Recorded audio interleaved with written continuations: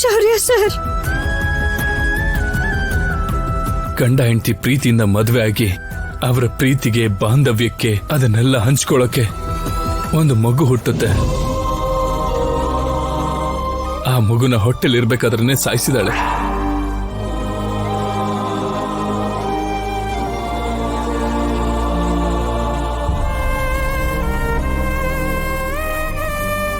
Sir, ಹೊಟ್ಟೆಲಿರೋ ಮಗುನ ಸಾಯಿಸೋ ಅಂತ ಕೆಟ್ಟ ಬುದ್ಧಿ ನನಗೆ ಇಲ್ವೇ ಇಲ್ಲ ಸರ್. ನೋಡು, ಅವಳು ಮಾತೊಂದ್ ಸ್ವಲ್ಪ ಕೇಳೋ. ಮೊಸಳೆ ಕಣ್ಣೀರ್ನ ನಿಲ್ಸೋದಕ್ ಹೇಳಿ. ಏನೋ ಶೌರ್ಯ, ಈ ಮನೆ ವಂಶದ ಕುಡಿನ ಅವಳು ಹೊಟ್ಟೆಲ್ ಹೊತ್ಕೊಳ್ಳೋದೆ ಅವಮಾನ ಅನ್ಕೊಂಡಿದ್ದಾಳೆ. ನಿನ್ ಹೆಂಡತಿ ಜೊತೆ ಇನ್ನೇನ್ ಸಂಸಾರ ಮಾಡ್ತೀಯಾ? ವಿಚ್ಛೇದನ ಕೇಳ್ತಿದ್ದಾಳಲ್ಲ, ಕೊಟ್ಬಿಡು. ರಾಜಲಕ್ಷ್ಮಿ, ನೀನ್ ಅನ್ಕೊಂಡ್ ಹಾಗೆ ನಿನ್ಗೆ ಡಿವೋರ್ಸ್ ಕೊಡ್ತಾರೆ ಬಾವ ಅವರು. ಶೌರ್ಯ ಸರ್,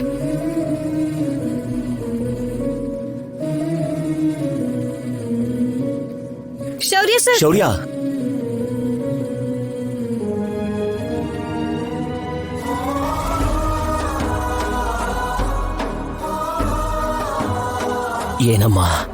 ಏನಮ್ಮ ಇವನು ಹೀಗ್ ಬದಲಾಗೋಗ್ಬಿಟ್ಟಿದ್ದಾನೆ?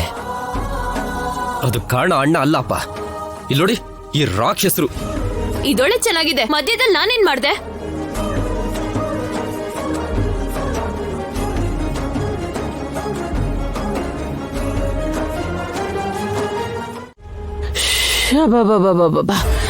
ಏನ್ ಜನ ಹಬ್ಬ ಬಂದ್ರೆ ಸಾಕು, ಅಂಗಡಿ ತುಂಬಾ ಜನ ತುಂಬ್ಕೊಂಡ್ಬಿಡ್ತಾರೆ.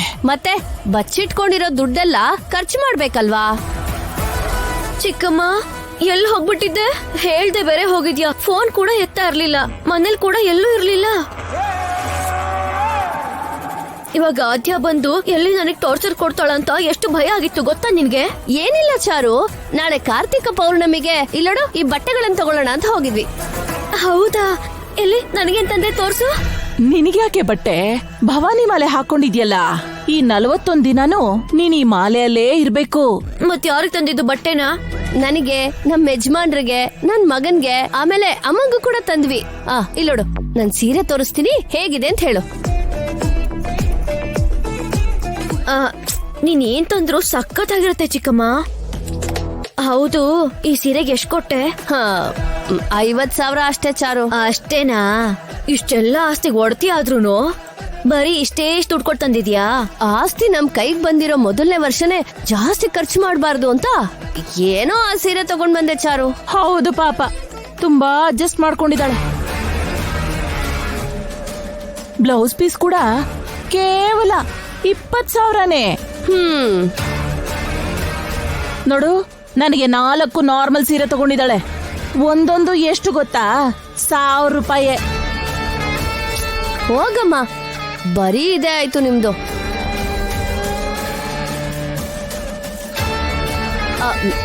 ಏನ್ರಿ ಇಲ್ ಬನ್ನಿ. ಏನು?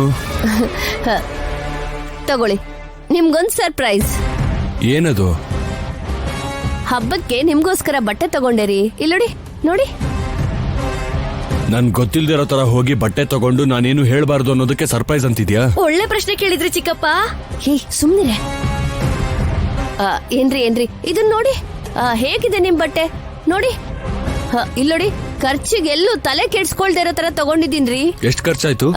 ಅದು 1999 ರೂಪಾಯಿ 99 ಪೈಸಾ ರೀ. ಎಲ್ರು ಬಟ್ಟೆಗೂ ಸೇರಿನಾ? ಚಿಚಿ, ನಿಮ್ ಬಟ್ಟೆಗ್ ಮಾತ್ರ. ಎಲ್ಲಾರ್ ಬಟ್ಟೆನೂ ಸೇರಿ 1, 2, 3 ಹತ್ತತ್ರ 4 ಲಕ್ಷ ಆಗಿದೆ ರೀ. ಅದ್ರಲ್ಲಿ ನಮ್ 3 ಜನಕ್ಕೆ 50,000, ಮಿಕ್ಕಿದ್ 3.5 ಲಕ್ಷ ಇವಳು ಸೀರೆಗಳು, ಬ್ಲೌಸ್ಗಳು. ಏನಕ್ಕೆ ಇಷ್ಟೊಂದು ಖರ್ಚು ಮಾಡ್ತಿದ್ಯಾ ಪಾರ್ವತಿ? ಸುಮ್ನಿರ್ರಿ, ಈ ಊರಲ್ಲೇ ನಮ್ದು ದೊಡ್ಡ ಕುಟುಂಬ. ನಾವೇ ಸ್ವಲ್ಪ ರಿಚ್ ಆಗಿ ಕಾಣಿಸ್ತಾ ಇದ್ರೆ ನಮ್ಗೇನ್ ಬೆಲೆ ಇರುತ್ತೆ ಹೇಳಿ? ಬೆಲೆ ನಾವು ಮಾಡೋ ಕೆಲ್ಸದಿಂದ ಬರ್ಬೇಕೆ ಹೊರತು ನಾವು ಹಾಕೊಳ್ಳೋ ಬಟ್ಟೆ.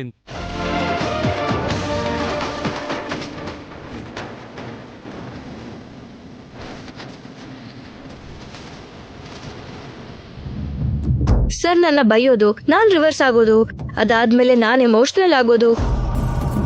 ಇದೆಲ್ಲ ನಾವ್ ಆಡಿರೋ ನಾಟಕ ಅಶ್ಮಿತಾ.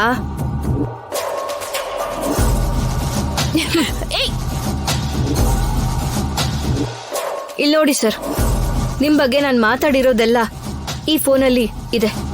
ನೀವ್ ಈ ಸ್ಥಾನಕ್ಕೆ ಬರೋಕೆ ಕಾರಣ ಯಾರು ಅಂದ್ರೆ ಯಾರ ಹೆಸರು ಹೇಳ್ತೀರಾ? ಖಂಡಿತವಾಗ್ಲೂ ನನ್ ಶೌರ್ಯ ಸರ್. ಅವ್ರು ಇಲ್ದೆ ಹೋದ್ರೆ ನಾನಿಲ್ಲ. ಹಾಕಿ ಸ್ಟಿಕ್ ನನ್ ಜೀವನದ ಭಾಗ ಆದ್ರೆ ಶೌರ್ಯ ಸರ್ ನನ್ ಜೀವನ. ನನ್ನನ್ನ ಪ್ರೀತಿಸಿ ಮದ್ವೆ ಮಾಡ್ಕೊಂಡು ಪ್ರತಿ ಕ್ಷಣ ನನ್ ಜೊತೆನೆ ಇದ್ದು ನನ್ನ ಹಾಕಿನಲ್ಲಿ ನೆಕ್ಸ್ಟ್ ಲೆವೆಲ್ ಕರ್ಕೊಂಡು ಹೋಗ್ಬೇಕು ಅಂತ ಯಾವಾಗ್ಲೂ ಯೋಚಿಸ್ತಾನೆ ಇರ್ತಾರೆ. ಅವರು ನನ್ ಗಂಡ ಆಗಿರೋದಕ್ಕಿಂತ ನನ್ ಗುರು ಆಗಿ, ನನ್ ಗೈಡ್ ಆಗಿ, ನನ್ ಗಾಡ್ ಆಗಿ ಒಂದಲ್ಲ, he is everything for me. ಇಷ್ಟ ಸಾಕಾ ಸರ್, ಅಥವಾ ಇನ್ನೂ ಜಾಸ್ತಿ ಹೇಳ್ಬೇಕಿತ್ತ? ನೀನ್ ನನಗ್ ಬುದ್ಧಿ ಹೇಳೋದ್ ಬೇಡ ರಾಜಿ, ಅಸ್ಮಿತಾಗ್ ಹೇಳ್ಬೇಕು.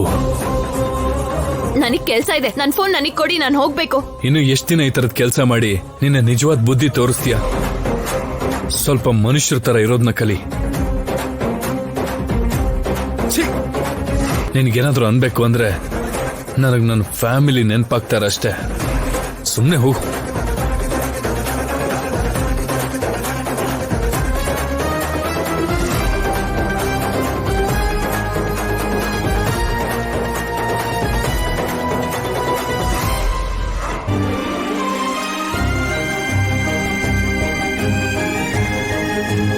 ಸಾರಿ ರಾಜಿ. ಏನ್ ಸರ್ ಇದೆಲ್ಲ?